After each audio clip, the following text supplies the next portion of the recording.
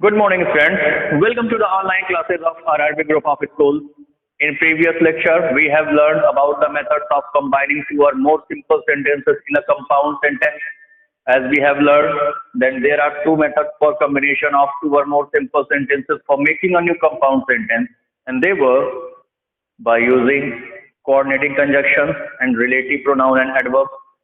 In coordinating conjunctions, there are four methods: cumulative coordinating conjunction, alternative coordinating conjunction, adversative coordinating conjunction, relative coordinating conjunction, and we have read about them. Previous classes में मैंने आपको बताया था, जो last class थी बेटा, कि दो या दो से ज्यादा सिंपल सेंटेंसेस को कंबाइन करके हम एक कंपाउंड सेंटेंस कैसे बनाएं, और इसके लिए मैंने आपको दो मेथड्स बताई थी, कोऑर्डिनेटिंग कंजंक्शन और उसके बाद थी बेटा क्या, रिलेटिव प्रोनाउन और एडवर्ब। कोऑर्डिनेटिंग कंजंक्शन में चार मेथड्स थी: cumulative, alternative, adversative, relative. So the time has come to apply those methods on example. So let's solve the examples. First example, beta, I am going to Delhi. I will stay there for a week. I am going to Delhi. I will stay there for a week. Next example, beta, make haste, you will be late. Make haste, you will be late. Next one, beta, hate begets hate, love begets love. Hate begets hate, love begets love. Next one, Professor Gupta was late, he missed the train. Professor Gupta was late, full stop, he missed the train. So let's solve these examples. First of them, I am going to Delhi. I will stay there for a week. And I have told you that while using relative pronoun of adverb, if there is mentioning a particular place in any example, so we shall find the particular words like here and there. पिछली class में मैंने आपको बताया था कि अगर दिए गए एग्जाम्पल में किसी प्लेस को मेंशन किया गया होगा तो as a conjunction you have to use where, तो कंजक्शन के रूप में आपको वेयर यूज करना पड़ेगा, ठीक बेटा। और वेयर हम यूज तभी करेंगे एज अ सिग्नल, संकेत के रूप में आपको बेटा दूसरे टुकड़े में या तो हियर मिलेगा या तो देयर मिलेगा। And look, we are finding the particular word. तो अगर वर्ड हियर या देयर मिल रहे हैं बेटा, ये सिंपलेस्ट ट्रिक है, वेयर या देयर हियर या देयर मिल रहे हैं अगर आपको, तो एज अ कंजक्शन आपको वेयर यूज करना है। तो the answer will be I am going to Delhi where I will stay for a week. मैं दिल्ली जा रहा हूं जहां मैं एक हफ्ते रुकूंगा। मेक हेस्ट, जल्दी करो, यू विल बी लेट, तुम्हें देर हो जाएगी। The particular example is given in alternative, हमें ऑप्शन दे रहा है बेटा, so in this case we have to use the conjunction or make haste or you will be late. Make haste or you will be late. Alternative विकल्प के लिए बेटा मैंने बताया था और otherwise either or, and in negative sense we have to use neither nor. Example number third, hate begets hate, love begets love. एक अच्छा एग्जाम्पल बेटा, काफी ज्यादा पूछा जाता है ये। तो hate begets hate, love begets love. Look here बेटा, S1 hate, S2 love, both are allelomorph of each other. ये दूसरों क्या है बेटा, एक एलिलोमार्फ का रोल प्ले करते हैं, दोनों एक दूसरे के। एलिलोमार्फ बेटा मैंने आपको बताया था in previous class, opposite, antonym. तो होगा क्या, if they are antonym of each other, so it means the example is related to adversative. ध्यान से बेटा देखिएगा, एडवर्सेटिव में दो तरह के ऑप्शन थे, S1 equal to S2, S1 not equal to S2. तो है क्या बेटा, अगर S1 equal to S2 then we have to use but yet still nevertheless. हमें इन कंजक्शंस को यूज करना था and there was no need to mention S2 and helping verb, और उस समय हमें S2 या हेल्पिंग वर्ब को लिखने की कोई जरूरत नहीं थी. But if in the case of S1 is not equal to S2 then we have to use while और whereas, and there will be a need of writing both subjects. उस समय में दोनों सब्जेक्ट को लिखना पड़ेगा. तो होगा क्या आंसर बेटा, hate begets hate while love begets love. hate begets hate और while love begets love. फिर बेटा hate begets hate whereas love begets love. Next example बेटा, professor Gupta was late, he miss the train. ध्यान सुनिए, कहना क्या चाहता है, प्रोफेसर गुप्ता देर से पहुंचे, ही मिस द ट्रेन, उनकी ट्रेन छूट गई. तो if given fractions are related with each other by reason and result, मैंने आपको बताया था लास्ट क्लास में कि अगर दिए गए टुकड़े एक दूसरे से कारण और परिणाम के द्वारा संबंधित हैं, तो it means the given example will be solve by illative coordinating conjunction. And which conjunctions are used as a relative coordinating conjunction? So hence therefore. तो करना क्या है बेटा, write the reason at first, use the conjunction, and after that you will have to mention result. तो है क्या बेटा, देर से पहुंचना था क्या, reason,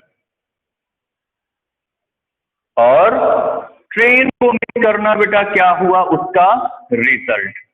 तो अगर रीजन और रिजल्ट से अटैच हैं, कंपाउंड सेंटेंस में आपको सिंथेसिस बनानी है, तो इलेटिव कोऑर्डिनेटिंग कंजक्शन में आप तो यूज कर सकते हैं बेटा, हेंस यूज कर सकते हैं, या देयरफॉर. आप समझ गए होंगे answer. Professor Gupta was late, तो he miss the train. Professor Gupta was late, hence he miss the train. Professor Gupta was late, therefore he miss the train. So let's see next examples beta.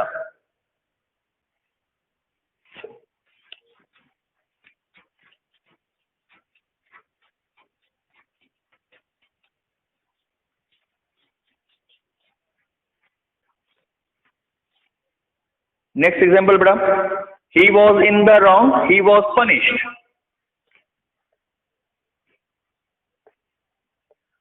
He was in the wrong, he was punished.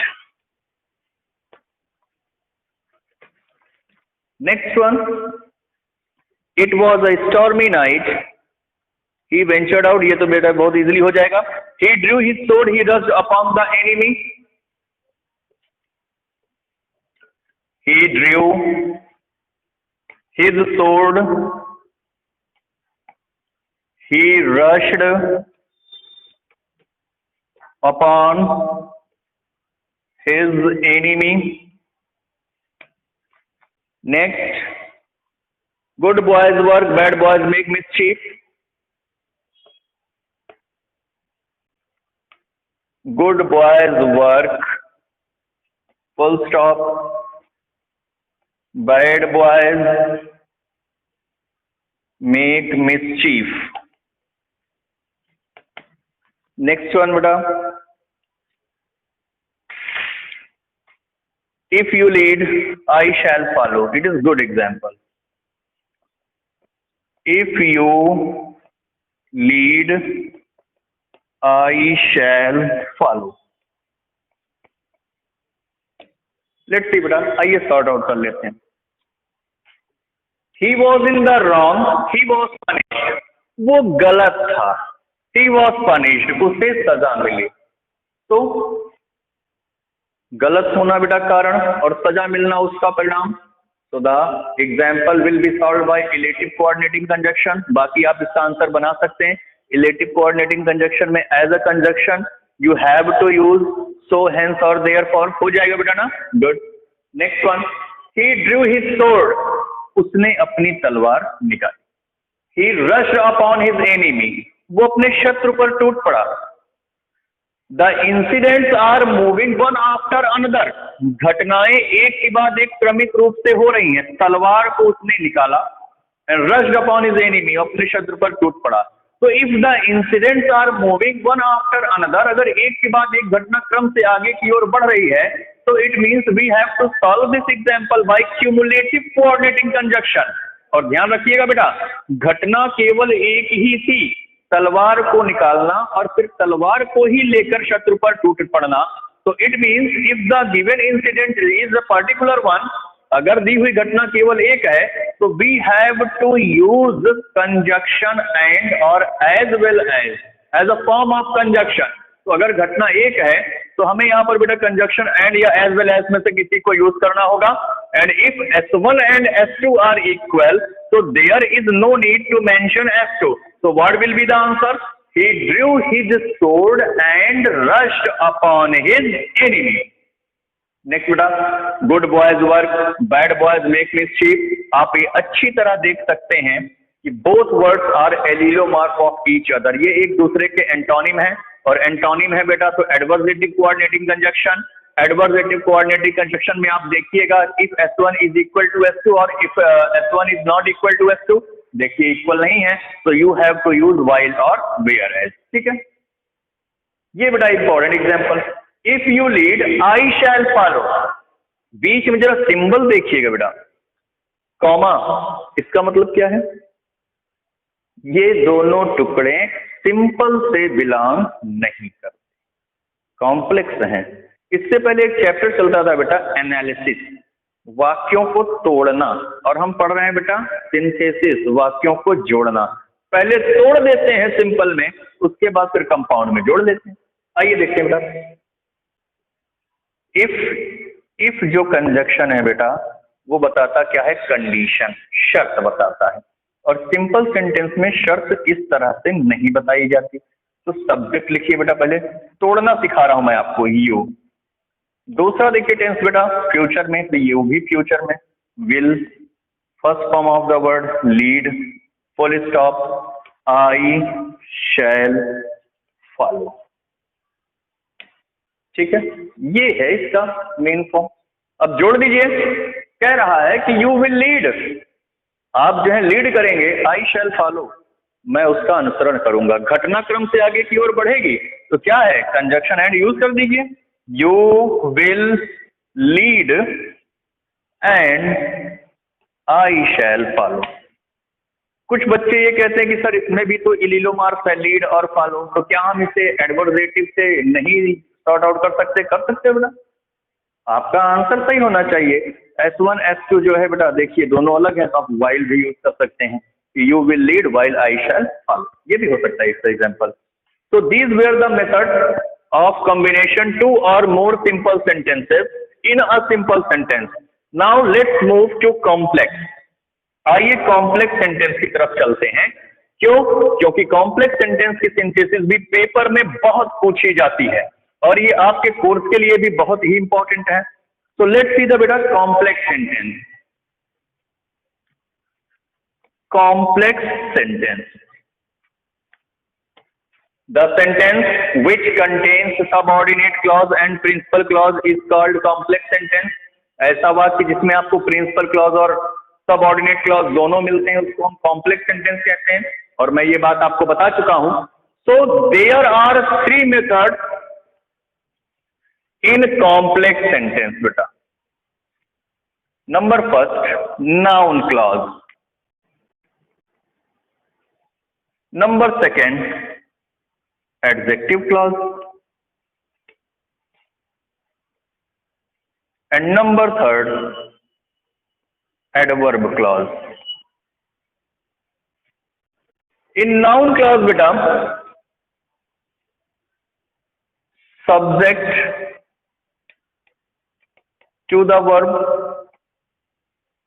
it is an important method for your course, object to the verb,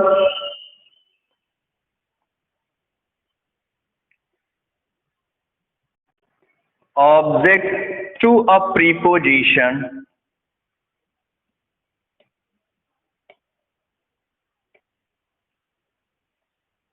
complement of the verb,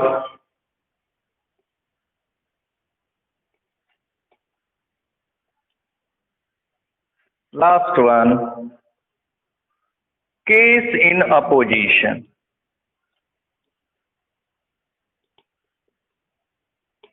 ठीक बेटा, noun class के अंतर्गत 5 विधियां हैं।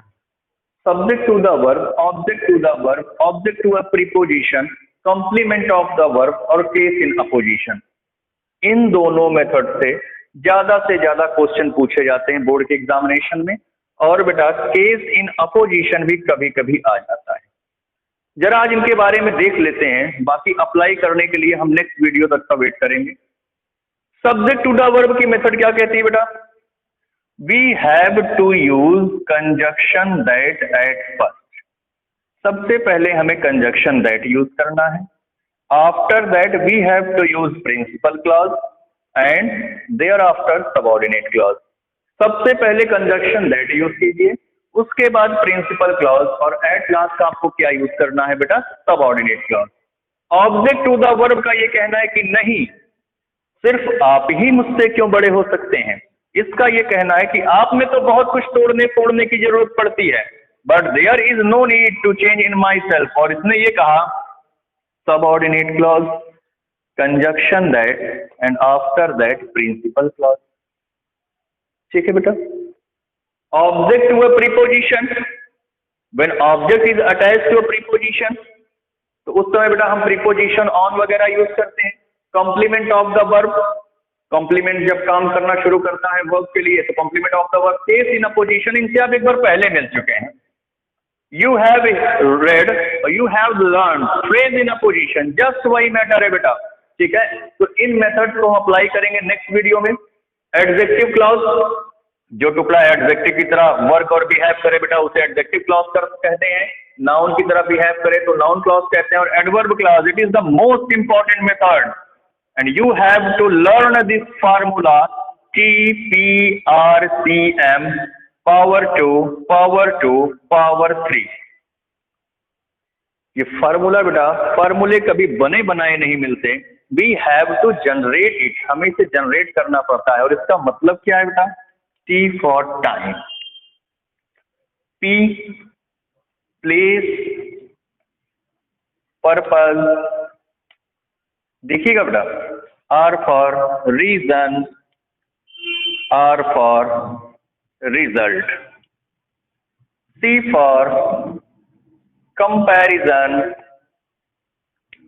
C for condition, C for contrast and M for manner. हो गया बेटा। तो कॉम्प्लेक्स सेंटेंस की सिंथेसिस इन मेथड्स के माध्यम से बनेगी। नेक्स्ट वीडियो में हम नाउन क्लॉज अप्लाई करेंगे, फिर एडजेक्टिव क्लॉज, और इनसे आप मिल चुके हैं, कई बार मिल चुके हैं। हम इनसे मिल चुके हैं बेटा पास्ट पार्टिसिपल में मिल चुके हैं, हम इससे भी अच्छी तरह कंपाउंड सेंटेंस में मिल चुके हैं। ठीक है बेटा, कंपाउंड सेंटेंस में जब हमने पढ़ा था बेटा रिलेटिव प्रोनाउन और एडवर्ब को हमने पढ़ा था, तो जस्ट उसी की रिपीट मेथड है ये। ठीक, तो नेक्स्ट वीडियो में हम नाउन क्लॉज को देखेंगे बेटा, उसकी एक्सरसाइज को, फिर एडजेक्टिव क्लॉज को देखेंगे, and thereafter we shall learn in a broad way adverb clause, क्योंकि ज्यादातर एग्जाम्पल इसी से आते हैं। So till then have a nice day, thank you.